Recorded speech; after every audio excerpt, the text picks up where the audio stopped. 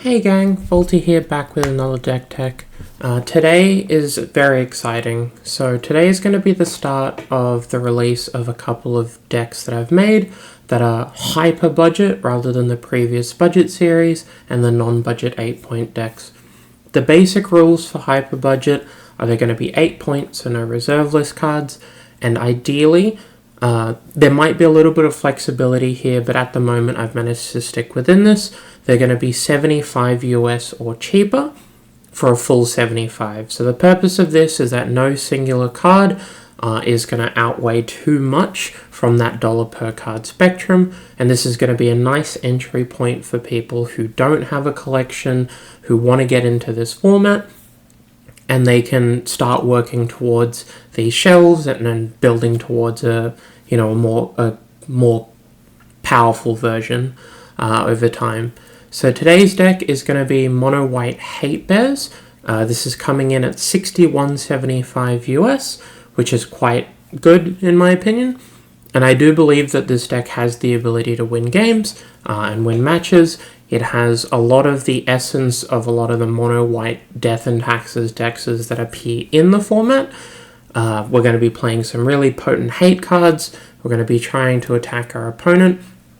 And despite a couple of budget considerations, the deck should be able to stand on its own two legs. So let's get started. Now, as you would expect from a deck like this, we're going to be playing lots of 1-drops. As you can see, there's 11. So we have Benevolent Bodyguard and Dauntless Bodyguard and Selfless Savior as our protection 1-drops. We then have Champion of the Parish, Kithian, and Hopeful Initiate as our power 1-drops. We then have Mother of Runes, which is $4, and I did splurge on this one because it is just powerful enough. And then we just have some general value 1-drops. So we have a Recruitment Officer and 2 Thraben Inspectors. There's also a Giant Killer, which gives us a little bit of interaction. And for 1 and a white, tapping a creature in the end step, and then untapping and tapping a creature so that you can get in a bunch of damage. It's a pretty common play pattern, and this card has shown up before. Into the 2-drops, this is where it gets pretty juicy. So most of our 2-drops have some kind of hate text or are just individually powerful. So we've got Cathar Commando, which can hit artifacts and enchantments. We have Containment Priest, which can beat the Reanimator strategies. We have Coppercoat Vanguard to protect all of our humans. Knight of the White Orchid is kind of just generically powerful. However, if you don't want to play it, that's pretty reasonable, just because it is so limited in what it can do. Leonin Arbiter, this is going to be a big one. If your opponent is playing any kind of non-budget deck, they're likely going to have a lot of fetch lands.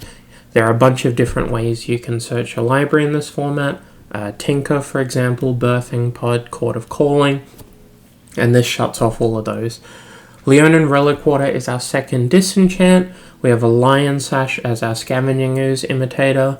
Luminarch Aspirant, which does just win you creature matchups. Philia, which is going to generate a lot of value over the course of your game, but a combo that isn't to be ignored is Containment Priest plus Philia. That acts as a removal spell for a creature every turn, so that's something to think about. We have a Samwise as a general value creature.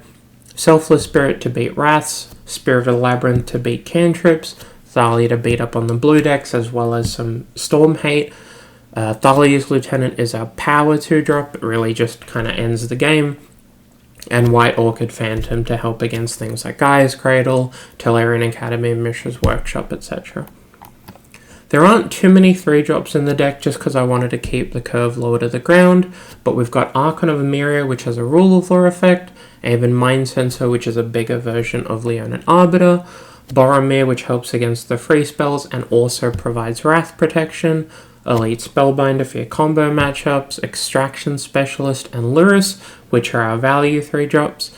Flicker Wisp, which again with Containment Priest can remove creatures, but otherwise you're probably going to be flickering a Novice Inspector and getting an extra clue. And then Recruiter of the Guard. This card's $4, however it does get most of the powerful cards in your deck, and having a tutor package that you can flicker over and over again with Philia and Flicker Wisp is going to be the easiest way to make sure that you have the tools that you need for each particular matchup. There's also a Skyclave apparition as a generic removal spell. And then to fill out our creatures, we have a White Plume and a Seasoned Dungeoneer, which come in at a total of $3 for 3 points. These cards are individually powerful. Despite not having a human tag, White Plume Adventurer is going to be one of the best 3-drops. And this deck in particular is quite good at keeping the initiative, or at the very least getting it back. We have a bunch of evasive threats. We have a bunch of ways to push through creatures. And in general, you should have something left over to crack in with. For spells, we've got Swords to Plowshares, Path to Exile, and Razorgrass Ambush. I couldn't justify the Mental Misstep, and I don't necessarily think this deck would need it anyway. We've got a Skull Clamp and a Soul Ring as our last points as well. We do have a couple of ways we can use the Soul Ring mana. There's quite a lot of colorless pips, especially in our 3-drop slot. But even casting 2-drops and using the colorless that way is perfectly reasonable. For our mana base, we have Caracas, which is our last slot. This is $11, and I did push the deck building in a way that we could really justify the cost. The card is incredibly potent. It helps with a lot of matchups, and it protects a lot of our threats. You can protect things like Thalia and Lurrus and Boromir. There's just a lot of legendary creatures that you can bounce with Caracas to blank removal, but then obviously it has the application of bouncing your opponent's Sheldreds or Lelias or whatever it happens to be. Otherwise, we have some other utility lands. They're all going to be as close to a plains as possible. We can't really justify colorless mana. So we've got a Castle Ardenvale, Cave of the Frost Dragon, which you can easily cut if you don't want it. Monumental Henge and Shepherd Dunes, and then our basics. Notable exclusions from this main deck due to the hyper budget, but if you do have these cards, there's something worth considering. We don't have an Umezawa's Jide, we don't have a pre-war Formal Wear because we don't have a Stoneforge Mystic. You can easily play all of those cards if you've got them, and they will definitely increase the deck's power level. We're also missing a Giver of Runes because it came in at about $6 if I remember correctly. And then our mana base. We could really stretch a couple of other lands like Cavern of Souls, which is the most notable one. Otherwise you could play Strip and Waste as well if you want to change your points up. For our sideboard, pretty standard tech here. We've got a lot of options to hate on very particular matchups. These are going to be, as many of these are going to be creatures as possible, and ideally we'd like to be able to tutor with them, for them with Recruiter of the Guard. But we've got Burrington Forge Tender. This is the classic anti-red hate, but notably it does protect your creatures from Fury. Deafening Silence and High Noon, and Eidolon of Rhetoric. So we have 3 more Rule of Law effects that we can play out of the board. We have a Doorkeeper Thrall. We do have a lot of Enter the Battlefield triggers on our own side. However, there are going to be some matchups where your opponent's ETBs are just more impactful than yours, and tutoring this up is pretty reasonable. We have a Kataki, a Core Firewalker, and a Sanctifier, so we've got a fair amount of red hate, a little bit of Graveyard hate, a little bit of Artifact hate. There's a Stony Silence to go with the Kataki. We have a Soulless Jailer, which is another Graveyard hate piece. We have a Mirren Crusader. This is going to be for all of your Jund matchups and Grixis matchups, anywhere where your opponent's removal is likely going to be black. This card hits like a truck.